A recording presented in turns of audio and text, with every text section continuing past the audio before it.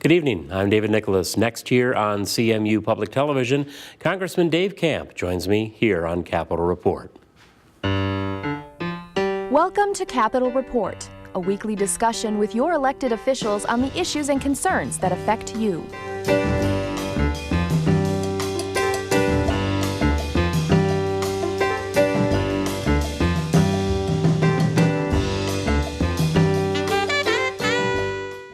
Thanks again for being with us as we welcome back to this program for a final time Congressman Dave Camp, Republican from Midland. He has served the 4th District since 1991 and announced earlier this year that he would retire at the end of this current term. Good to see you and welcome back. David, good to be back. It's been a busy few years and time has been harder to come by since the ascension to the chair of Ways and Means, certainly. So 1991 to this year, a long time to serve in Congress, and I guess you've probably already answered it several times, but for the audience for this program, why was now the right time to make this change? Well, you know, I've seen people stay too long, and I certainly didn't want to be one of those, but 12 terms is a long time, and as you know, I won't be chairman of the Ways and Means Committee because of a term limit provision in our House rules. So I think looking at all those factors, I just thought now was as good a time as any. We don't have the term limits in Congress, but with that time limit on chair leadership positions like this, how much of a factor was that really overall in the decision? Well, it was one of several. I mean, first of all, I'm so grateful for having had the opportunity to represent the people of the 4th District in Congress for this length of time and to have the great support I've had over all these years. I just thought that 12 terms was long enough, and I'm at a point where I have an opportunity to try to do something else. I don't know what that would be, but I'm looking forward to just some new opportunities and challenges. But I still have 8 months to go, so I want to run through the tape and finish this job in the right way.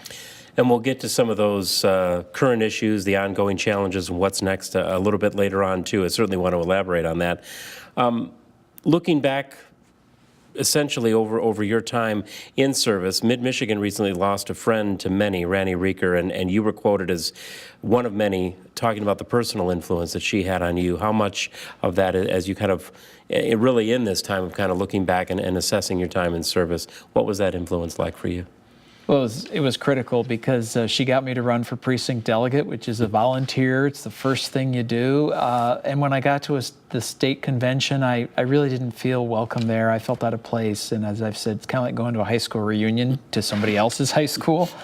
But she got me on a committee, and I became fascinated with it. She really got me to learn how things worked, and I became a volunteer for a long time, and it really sparked a lifelong interest in politics and public service. So I really need to thank Randy's mentorship, her generosity, and not just me, but to many, many people in this state, that she really got them involved because she cared about America, she cared about Michigan, she cared about Central Michigan University.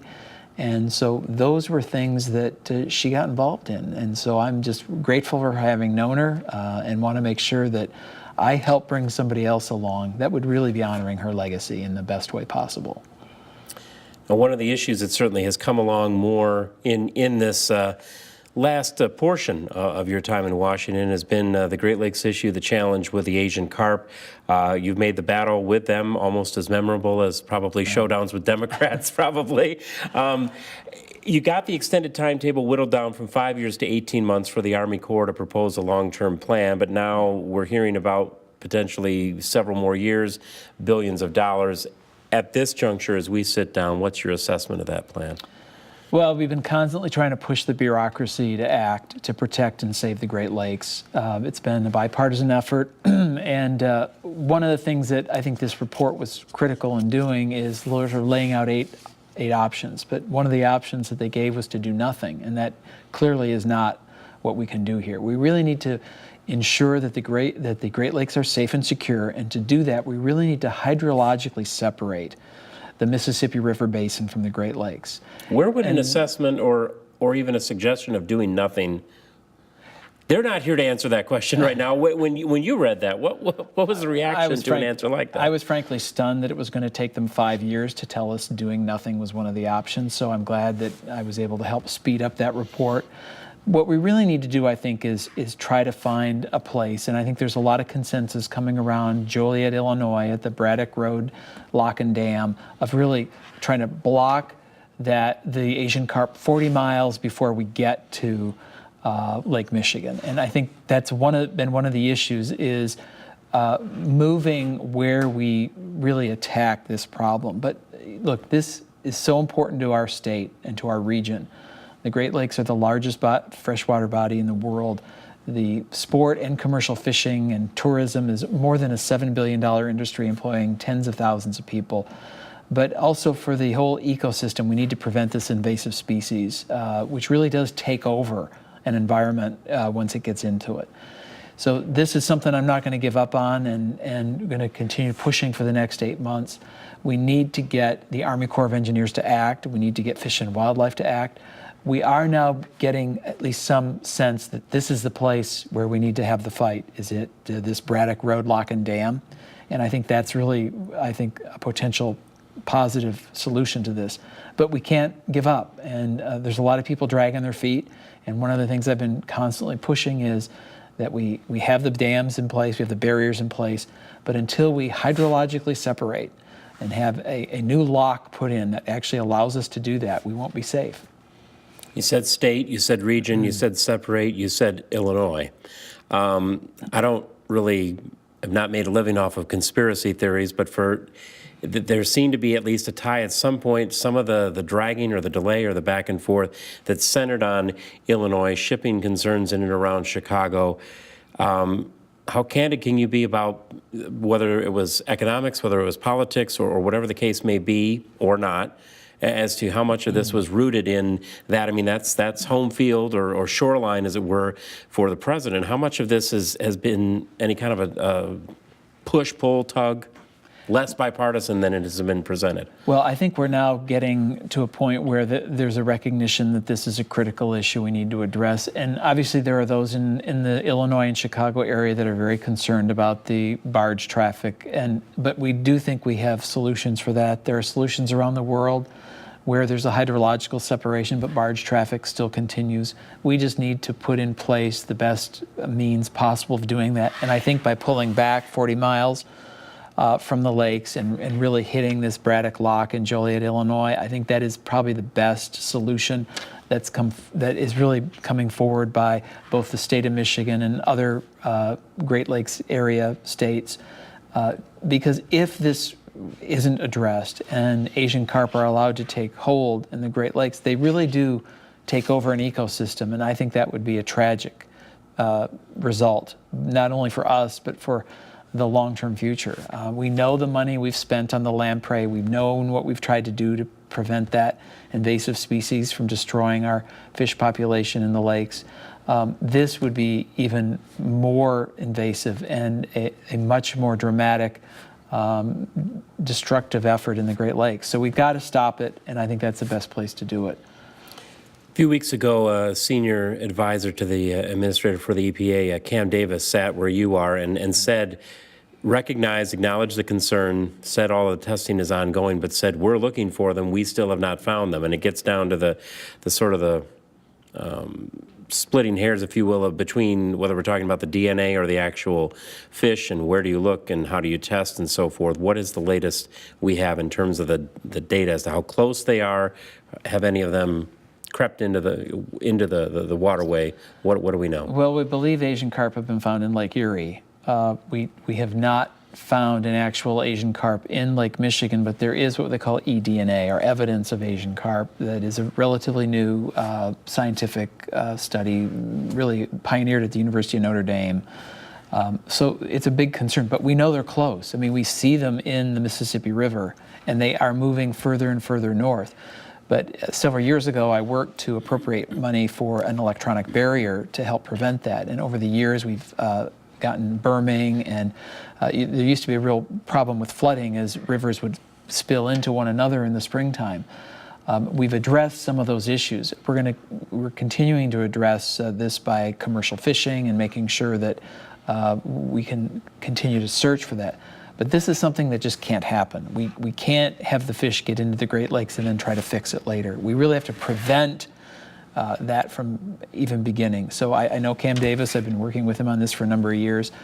We just need that sense of urgency that we feel as residents of Michigan and lovers of the Great Lakes to be felt by those who administer Fish and Wildlife, EPA, Army Corps of Engineers, the bureaucracies in Washington. We need them to have the same sense of urgency in terms of getting a solution that will really work.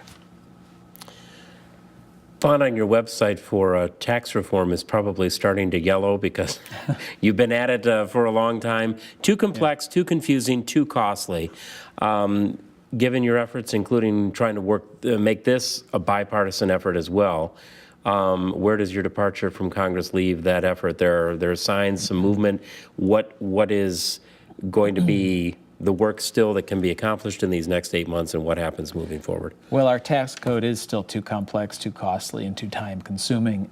The other thing is our economy isn't really recovering the way we'd like to see it. We had last quarter's GDP growth at 0.1%. That's not even enough to hire the people that are graduating from school. So we need to have a plan to help grow our economy, create jobs, and increase wages. We've seen median incomes falling over the last few years. We need median incomes to rise. So I worked for 3 years on a proposal that's been released now for several months, and that proposal actually would grow our economy by 20%, increase median incomes by $1,300 a year for every year, increase charitable giving by $2 billion because the economy would grow, and increase employment by 2 million people. So that is how we get our economy growing again. So I'm not going to give up on this. I think that because the recovery has been so sluggish and lackluster, people actually don't think the country's going in the right direction by large numbers. But what's really even troubling is they don't think the country's going to get better anytime soon, that things are going to change. If we could do tax reform, along with other things, I think we could see not only the actual numbers in the economy get better, but people's lives get better. Their sense of hope for the future get better. Their belief in the American dream reinstated. That's what we need to do. So I think this is very important. There is a complete proposal out there. It's been these numbers I cite are quote unquote evaluations and scores from the Nonpartisan Joint Committee on Taxation. So that's why I thought it was so important to do a detailed plan so that we actually had the ability to analyze it. It's also been analyzed by outside organizations and universities. They have also reinforced the growth aspects, the jobs, the higher wages, and actually even more dramatic than the Joint Committee has analyzed. So the time is now. We also saw recently that a large pharmaceutical company, Pfizer, merged with another company from another country, and now is going to be headquartered in England. I don't know how many more companies we need to lose. Perigo, you can name them, that have become domiciled in other nations for that lower tax rate. So what this plan does is lower rates in a revenue neutral way and also in a distributionally neutral way. And because we lower rates and get rid of some of the code's complexity and make the code fairer, we actually see the kind of growth in the economy that we need to see. And it'll also prevent some of these very important large employers from relocating to other countries and taking some of those important jobs with them. The Affordable Care Act had, and there's no argument on this, an awful debut, rebounded some in terms of the ease for signing up and ongoing debate as to success when it comes to usage and coverage. Very polarizing, certainly. Last week, I posed this question to Congressman Dan Kildee, a Democrat, so you can comment on this now, representing the Republican Party. What impact, good or bad, is the plan having so far? What are the prospects for this? Well, it seems you could ask from either side, so. Well, I think the real problem with the plan are sort of the broken promises, because we've had tens of thousands of people in Michigan lose their health insurance as a result. They're not able to keep the doctor that they had. The co-pays that they might have had under their old plan have gone way up. Also, the number of people that they said they would enroll, particularly young people, they've not met those targets. And so what we're going to see is, because the pool of people participating in this is nothing like what they anticipated or projected, costs are going to skyrocket next year. Look, we need to be able to have health care that is patient-centered. that's more individualized to patients as they have specific health needs. This sort of one-size-fits-all out of Washington, D.C. is absolutely the wrong direction. And what we really need is as I said, patient-centered healthcare that lets you, because now we're actually able to do DNA testing. People are going to be able to find out, well, do they need coverage in a certain area as opposed to another because of their biological makeup? So this is the wrong direction. Lots of money. The president's asking for $2 billion more to continue to implement this plan. So it's not meeting any of the benchmarks that have been set out. Have more people gotten insurance? Yes, but in a much more expensive and more limited way. Even the pre-existing condition is not all that it was represented to be, because it can cost as much as 3 times more as a standard plan in that area. So yes, you get coverage, but it's much more expensive. So what we really need to do is try to lower costs in healthcare, and the healthcare alternative that I worked on in 2009 was actually the only bill scored by the nonpartisan Congressional Budget Office is lowering insurance premiums. We need to find a way to make healthcare less costly, more available, more personal, not more costly, more bureaucratic, and one size fits all.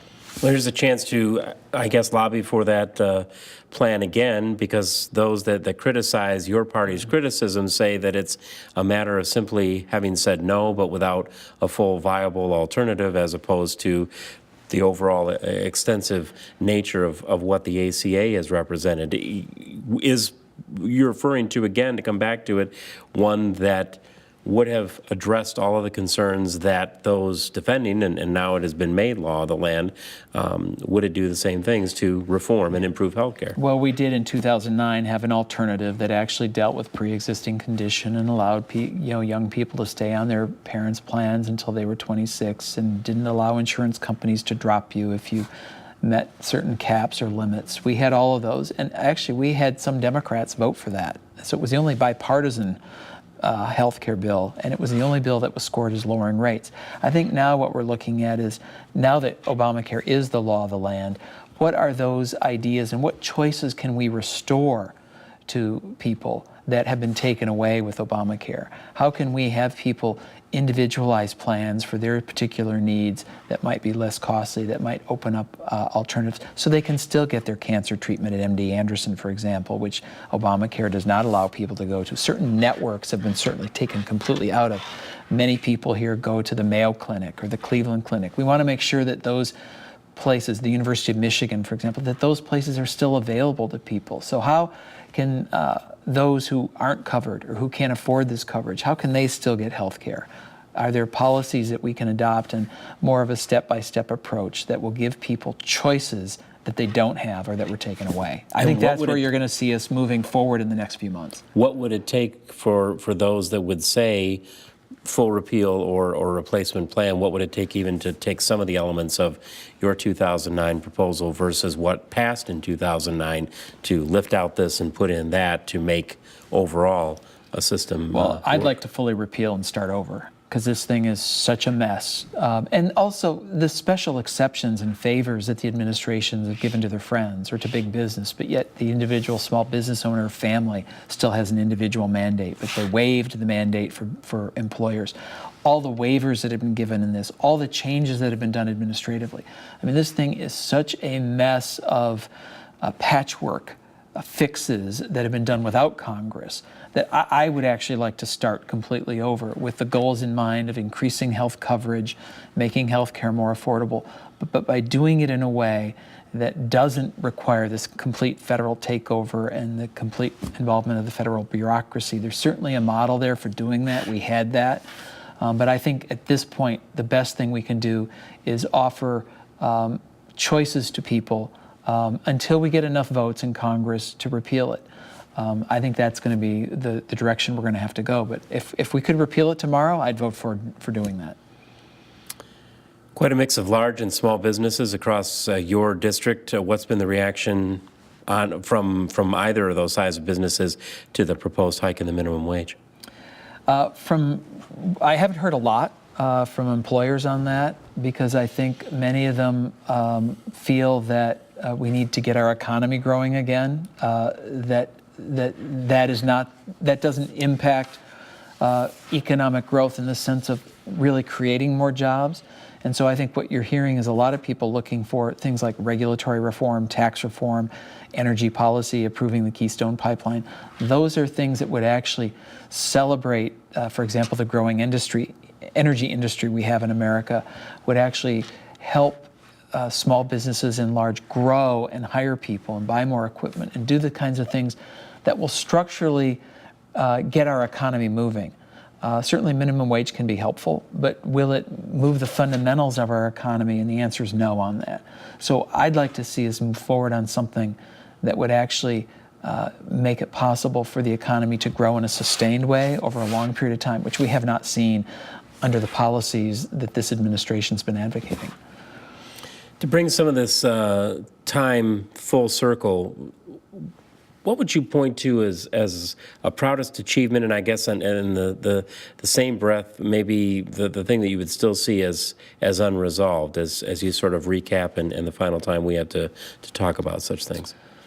Well, probably one of the things I'm proudest of is the adoption legislation that I had signed, both by President Clinton and President Bush, that really made it possible for children who don't have parents to find a loving family. So that's probably been one of my most significant achievements that I'd like to think about. The other is welfare reform, which really helped reduce poverty and get people on that ladder of independence and prosperity. We have so many fewer people on welfare than we did before those reforms were created in the mid-90s. And then I guess lastly, tax reform.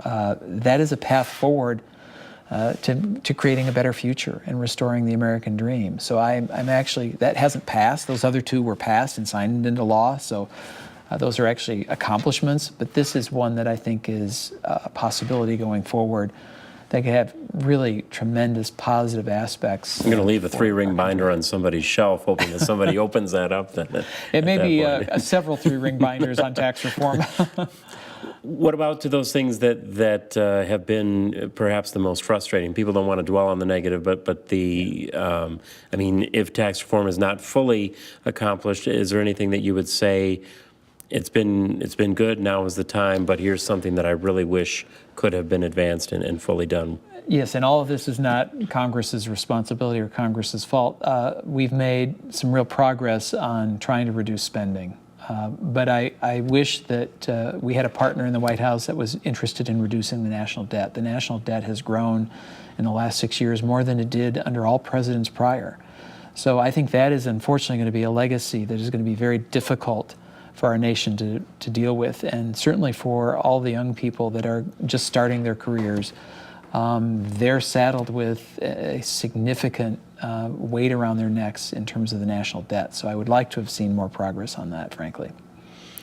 I suppose this would be the place to throw in the gotcha question if you're going to run for president in 2 years. Look, I think I'd be running again if I saw running for public office in my future. I'd probably run one more time. But somebody said, make sure you at least throw it out there. So, but I guess on the serious note, you said that you didn't know exactly what the next challenge would be, but is there a sense of where some of the future might take you? What lies ahead? Well, my kids are still in public schools in Michigan, and so we're going to continue to live in Midland as we have. And but I'm going to have to start figuring out what the next step's going to be. And some have said, congratulations on your retirement. And since I'm not eligible for Medicare, I won't be retiring. I'll be working somewhere else. But again, I just am grateful for the tremendous support that I've had over the years, and that really allowed me to go to Washington and fight battles on behalf of people of the 4th District, because I knew I had the backup when I came back home, and that made all the difference in the world. Well, the timing of which didn't afford the opportunity a few years ago when Congressman Stupak came to the same decision you did, and I wish we would have had that opportunity as we do now. But for both of you opposite sides of the aisle, but in terms of the access, the availability, the willingness to come and talk with us, we certainly appreciate that graciousness and generosity that you shared with us and the audience for this over the many years. And I wanted to have a chance to thank you personally for that, and wish you the best of luck for whatever those challenges may be. Well, thank you. I'm a big fan of PBS, both radio and TV, so I'll be tuning into Capitol Report in the future. And watch whoever may then Whoever it is. be that successor as well. Thanks again for your time and best of luck. Yeah, thanks a lot, David. Thank Appreciate you. it. Yeah, thanks. And thank you again for joining us. We've been talking with Congressman Dave Camp, Republican from Midland, wrapping up his final term in office for the 4th District.